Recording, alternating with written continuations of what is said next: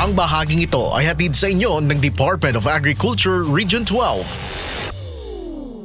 Na-turn over na ng DA12 ang NHW Crossing Valley Riverside Farm to Market Road sa lokal na pamahalaan ng Santo Niño, South Cotabato. Ayon sa DA12 na pinamumunuan ng Regional Executive Director Roberto Perales, ang 2.6 kilometers na makasaysayang proyekto ay pinunduhan ng ahensya ng 46.7 million pesos.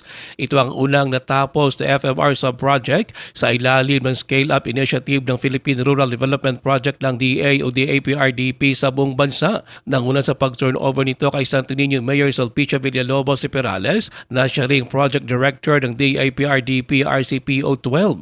Inaasahan na malaki ang may tutulong na nasabing daan para sa mas mabilis sa pagtransport sa pamilihan ng mga produkto ng mga magsasaka. Ayon pa sa DA12, mahalaga rin ng FMR sa pagpapaganda ng kalidad ng mga produkto ng mga magsasaka at sa pagpapadali ng pagdaloy ng mga impormasyon at teknolohiyang pang-agrikultura sa mga barangay. Ruel Usano, NDBC Bida Balita.